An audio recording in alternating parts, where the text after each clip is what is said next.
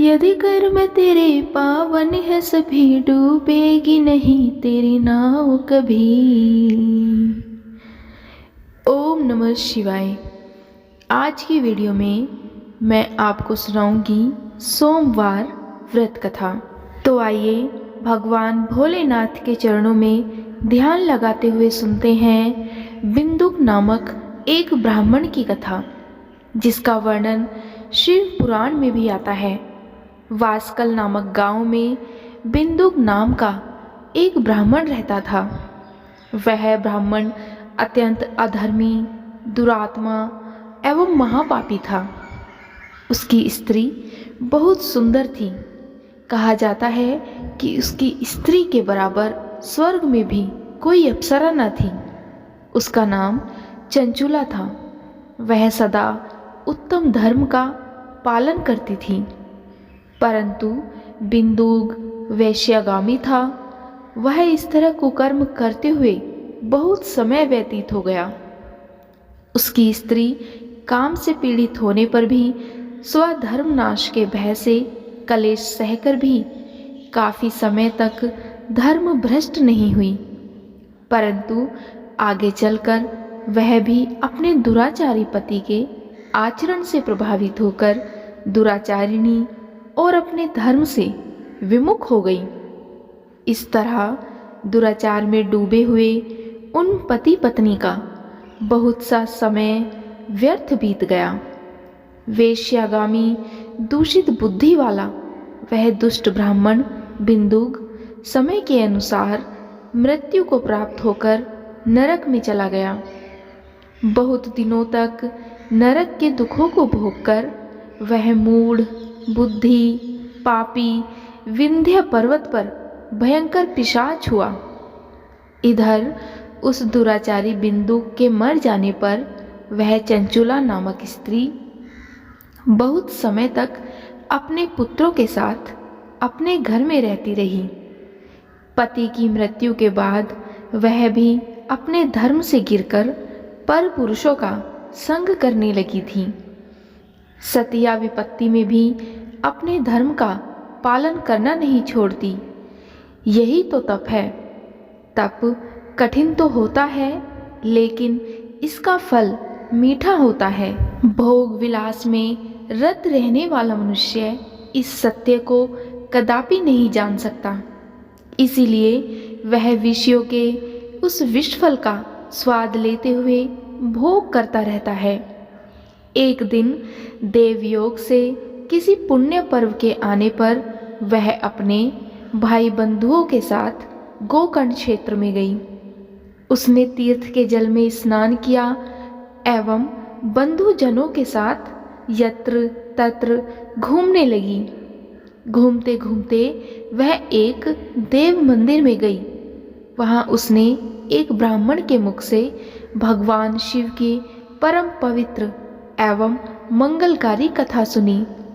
कथावाचक ब्राह्मण कह रहे थे कि जो स्त्रियां व्यभिचार करती हैं वे मरने के बाद जब यमलोक जाती हैं तब यमराज के दूत उन्हें तरह तरह से यंत्रणा देते हैं। वे उसके कामांगों को तप्त लोह दंडों से दागते हैं। तप्त लोहे के पुरुष से उसका संसर्ग कराते हैं। ये सारे दंड इतनी वेदना वाले होते हैं कि जीव पुकार पुकार कर कहता है कि अब वह ऐसा नहीं करेगा, लेकिन यमदूत उसे छोड़ते नहीं। कर्मों का फल तो सभी को भोगना पड़ता है। देव, ऋषि, मनुष्य सभी इससे बंधे हुए हैं। ब्राह्मण के मुख से यह वैराग्य बढ़ाने वाली कथा सुनकर चंचुला भय से व्याकुल हो गई। कथा समाप्त होने पर सभी लोग वहां से चले गए। तब कथा बाँचने वाले ब्राह्मण देवता से चंचुला ने कहा, हे ब्राह्मण, धर्म को ना जानने के कारण मेरे द्वारा बहुत बड़ा दुराचार हुआ है। हे स्वामी, मेरे ऊपर कृपा करके मेरा उद्धार कीजिए। आपके प्रवचन को सुनकर मुझे इस संसार से वैराग्य हो गया है। मुझ मूढ़ चित्त वाली पापिनी को धिक्कार है मैं निंदा के योग्य हूँ। मैं बुरे विषयों में फंसकर अपने धर्म से विमुख हो गई थी। कौन मुझ जैसी कुमार्ग में मन लगाने वाली पापिनी का साथ देगा? जब यमदूत मेरे गले में फंदा डालकर मुझे बांधकर ले जाएंगे और नरक में मेरे शरीर के टुकड़े करेंगे, तब मैं कैसे उन महायातनाओं को सहन कर पाऊंगी। मैं सब प्रकार से नष्ट हो गई हूँ, क्योंकि अभी तक मैं हर तरह से पाप में डूबी रही हूँ। हे ब्राह्मण, आप मेरे गुरु हैं, आप ही मेरे माता पिता हैं। मैं आपकी शरण में आई हूँ। मुझ अबला का अब आप ही उद्धार कीजिए। इस प्रकार विलाप करती हुई चंचुला ब्राह्मण देवता के चरणों में गिर पड़ी।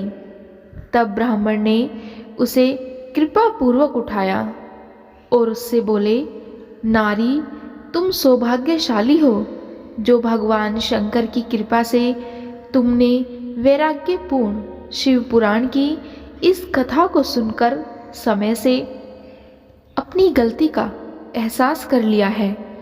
तुम डरो मत और भगवान शिव की शरण में जाओ। उनकी परम कृपा से तुम्हारे सभी पाप नष्ट हो जाएंगे।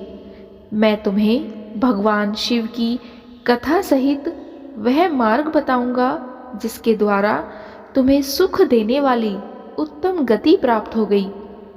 शिव कथा सुनने से तुम्हारी बुद्धि शुद्ध हो गई है और तुम्हें पश्चाताप हुआ है तथा मन में वैराग्य उत्पन्न हुआ है।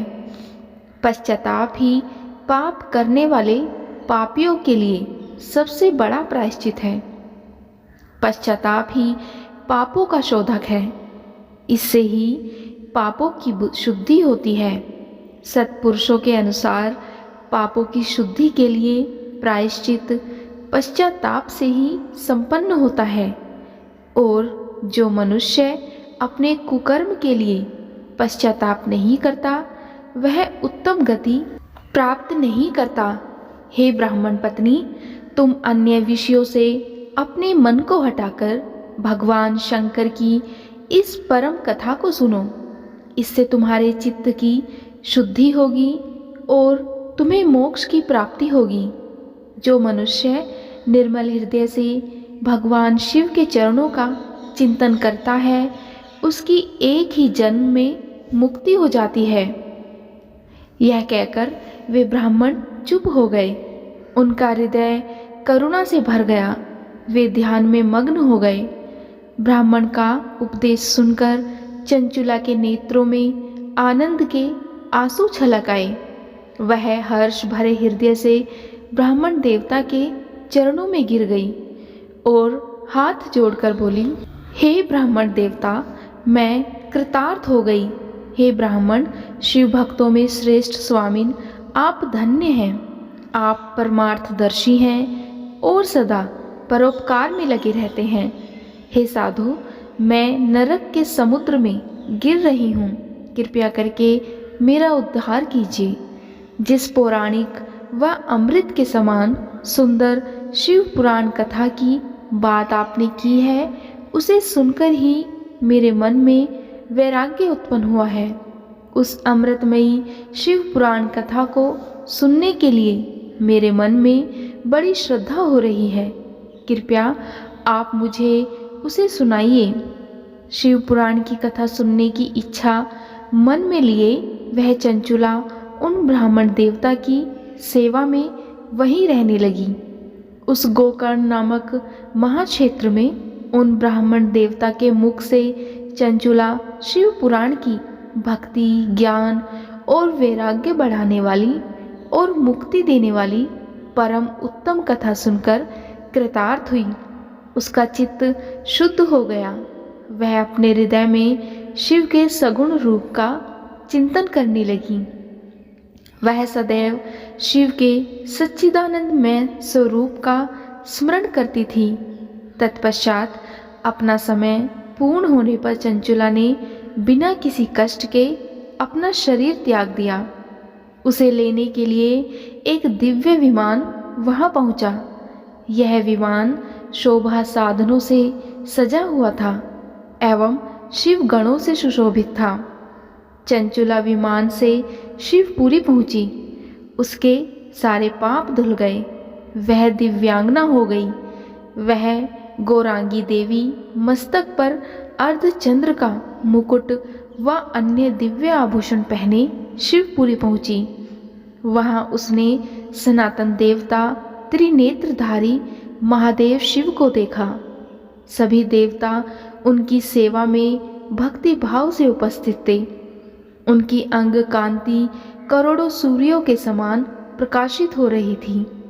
5 मुख और हर मुख में 3-3 नेत्र थे। मस्तक पर अर्धचंद्राकार मुकुट शोभायमान हो रहा था। गले में नीला चिन्ह था। उनके साथ में देवी गौरा विराजमान थी, जो विद्युत पुंज के समान प्रकाशित हो रही थी। महादेव जी की कांति कपूर के समान गौर थी। उनके शरीर पर श्वेत वस्त्र थे तथा शरीर श्वेत भस्म से युक्त था। इस प्रकार भगवान शिव के परम उज्जवल रूप के दर्शन करके चंचुला बहुत प्रसन्न हुई। उसने भगवान को बारंबार प्रणाम किया और हाथ जोड़कर प्रेम, आनंद और संतोष से युक्त होकर विनीत भाव से खड़ी हो गई। उसके नेत्रों में अश्रुधारों की धारा बहने लगी। भगवान शंकर व भगवती गौरी उमा ने करुणा के साथ सौम्य दृष्टि से देखकर चंचुला को अपने पास बुलाया। गौरी उमा ने उसे प्रेम पूर्वक अपनी सखी बना लिया। चंचुला सुखपूर्वक भगवान शिव के धाम में उमा देवी की सखी के रूप में निवास करने लगी। एक दिन चंचुला आनंद में मग्न उमा देवी के पास गई और दोनों हाथ जोड़कर उनकी स्तुति करने लगी। हे गिरिराज नंदिनी स्कंद माता उमा, आप सभी मनुष्यों एवं देवताओं द्वारा पूज्य तथा समस्त सुखों को देने वाली हैं। आप शंभु प्रिया हैं। आप ही सगुणा और निर्गुणा हैं। आप ही प्रकृति की पोषक हैं। हे माता, आप ही संसार की सृष्टि पालन और संहार करने वाली हैं। आप ही ब्रह्मा, विष्णु और महेश को उत्तम प्रतिष्ठा देने वाली परम शक्ति हैं। इस प्रकार चंचुला देवी की स्तुति करके शांत हो गई। उसकी आंखों में प्रेम के आंसू उमड़ गए। तब शंकर प्रिया भक्त वत्सला उमा देवी ने बड़े प्रेम से चंचुला को चुप कराते हुए कहा कि हे सखी चंचुला, मैं तुम्हारी स्तुति से प्रसन्न हूँ। बोलो, क्या वर मांगती हो? चंचुला बोली, हे गिरिराज कुमारी, मेरे पति बिंदुग इस समय कहाँ हैं? उनकी कैसी गति हुई मुझे बताइए और कुछ ऐसा उपाय कीजिए ताकि हम फिर से मिल सकें। हे महादेवी, मेरे पति एक शूद्र जाति वैश्या के प्रति आसक्त थे और पाप में ही डूबे रहते थे। गिरिजा बोली, बेटी, तुम्हारा पति बिंदुग बड़ा पापी था। उसका अंत बड़ा भयानक हुआ। वेश्या का उपभोग करने के कारण वह मूर्ख नरक में अनेक वर्षों तक अनेक प्रकार के दुख भोगकर अब शेष पाप को भोगने के लिए विंध्य पर्वत पर पिशाच की योनि में रह रहा है। वह दुष्ट वहीं वायु पीकर रहता है और सब प्रकार के कष्ट सहता है। गौरी देवी की यह बात सुनकर चंचुला अत्यंत दुखी हो गई। फिर मन में किसी तरह स्थिर करती हुई दुखी हृदय से माँ गौरी से उसने एक बार फिर पूछा, हे महादेवी, मुझ पर कृपा कीजिए और मेरे पापी पति का अब उद्धार कर दीजिए। कृपया करके मुझे वह उपाय बताइए जिससे मेरे पति को उत्तम गति प्राप्त हो सके। गौरी देवी ने कहा, यदि तुम्हारा पति बिंदुग शिव पुराण की पुण्यमयी उत्तम कथा सुने तो वह इस दुर्गति को पार करके उत्तम गति का भागी हो सकता है। अमृत के समान मधुर गौरी देवी का यह वचन सुनकर चंचुला ने दोनों हाथ जोड़कर मस्तक झुकाकर उन्हें बारंबार प्रणाम किया तथा प्रार्थना की कि मेरे पति को शिव पुराण सुनाने की व्यवस्था कीजिए। ब्राह्मण पत्नी चंचुला के बार बार प्रार्थना करने पर शिवप्रिया गौरी देवी ने भगवान शिव की महिमा का गान करने वाले गंधर्वराज तुम्बुरो को बुलाकर कहा कि तुम्बुरो, तुम्हारी भगवान शिव में प्रीति है। तुम मेरे मन की सभी बातें जानकर मेरे कार्यों को सिद्ध करते हो। तुम मेरी इस सखी के साथ विंध्य पर्वत पर जाओ। वहाँ एक महाघोर और भयंकर पिशाच रहता है। पूर्व जन्म में वह पिशाच बिंदुक नामक ब्राह्मण मेरी इस सखी चंचुला का पति था। वह वेश्यागामी हो गया। उसने स्नान, संध्या आदि नित्य कर्म छोड़ दिए। क्रोध के कारण उसकी बुद्धि भ्रष्ट हो गई। दुर्जनों से उसकी मित्रता तथा सज्जनों से द्वेष बढ़ गया था। वह अस्त्र शस्त्र से हिंसा करता, लोगों को सताता और उनके घरों में आग लगा देता था। चांडालों से दोस्ती करता व रोज वेश्या के पास जाता था। पत्नी को त्याग कर दुष्ट लोगों से दोस्ती कर उन्हीं के संपर्क में रहता था। वह मृत्यु तक दुराचार में फंसा रहा। मृत्यु के बाद उसे पापियों के भोग स्थान यमपुर ले जाया गया। वहाँ घोर नरकों को सहकर इस समय वह विंध्य पर्वत पर पिशाच बनकर रह रहा है और पापों का फल भोग रहा है। तुम उसके सामने परम पुण्य में पापों का नाश करने वाली शिव पुराण की दिव्य कथा का प्रवचन करो।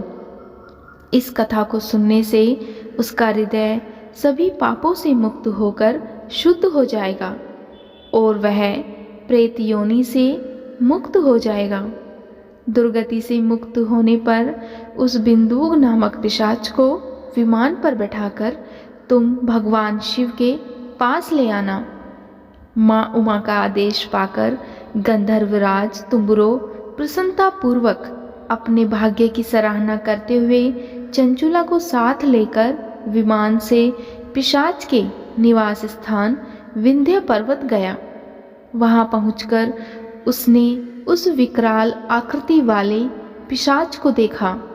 उसका शरीर विशाल था, उसकी ठोड़ी बड़ी थी। वह कभी हंसता, कभी रोता और कभी उछलता था। महाबली तुम्बुरो ने बिंदुक नामक पिशाच को पाशों में बांध लिया। उसके पश्चात तुम्बुरो ने शिव पुराण की कथा बाँचने के लिए स्थान तलाश कर मंडप की रचना की। शीघ्र ही इस बात का पता लोगों को चल गया कि एक पिशाच के उद्धार हेतु देवी पार्वती की आज्ञा से तुम्बुरो शिव पुराण की अमृत कथा सुनाने विंध्य पर्वत पर आया है। उस कथा को सुनने के लोभ से बहुत से देवर्षि वहां पहुंच गए। सभी को आदरपूर्वक स्थान दिया गया। पिशाच बिंदु को पाशों में बांधकर आसन पर बैठाया गया और तब तुम्बुरो ने परम उत्तम शिव पुराण की अमृत कथा का गान शुरू किया। उसने पहली विंध्येश्वर संहिता से लेकर 7वीं वायु संहिता तक शिव पुराण की कथा का स्पष्ट वर्णन किया। 7 संहिताओं सहित शिव पुराण की कथा को सुनकर सभी श्रोता कृतार्थ हो गए। परम पुण्य में शिव कथा को सुनकर पिशाच सभी पापों से मुक्त हो गया और उसने पिशाच शरीर का त्याग कर दिया। शीघ्र ही उसका रूप दिव्य हो गया। उसका शरीर गौर वर्ण का हो गया। शरीर पर श्वेत वस्त्र एवं पुरुषों के आभूषण आ गए। इस प्रकार दिव्य देहधारी होकर बिंदुक अपनी पत्नी चंचुला के साथ स्वयं भी भगवान शिव का गुणगान करने लगा। उसके इस दिव्य रूप में देखकर सभी को बहुत आश्चर्य हुआ। उसका मन परम आनंद से परिपूर्ण हो गया। सभी भगवान महेश्वर के अद्भुत चरित्र को सुनकर कृतार्थ हो गए। उनका यशोगान करते हुए अपने अपने धाम को चले गए। बिंदुक भी अपनी पत्नी चंचुला के साथ विमान में बैठकर शिवपुरी को चल दिया। महेश्वर के गुणों का गान करता हुआ बिंदुक अपनी पत्नी चंचुला व तुमरों के साथ शीघ्र ही शिवधाम पहुंच गया। भगवान शिव व देवी पार्वती ने उसे अपना पार्षद बना लिया। इस प्रकार दोनों पति पत्नी सुखपूर्वक भगवान महेश्वर एवं देवी गौरी के श्री चरणों में अविचल निवास पाकर धन्य हो गए। ऐसी है महादेव की महिमा और गौरी की महिमा। आज की कथा इतनी ही। उम्मीद है आज की वीडियो आपको ज़रूर पसंद आई होगी। अगर आपको आज की वीडियो पसंद आए तो वीडियो को लाइक और चैनल को सब्सक्राइब भी ज़रूर करिएगा और कमेंट बॉक्स में भोलेनाथ की जय, माता पार्वती की जय ज़रूर लिखिएगा। ओम नमः शिवाय। जय माता पार्वती।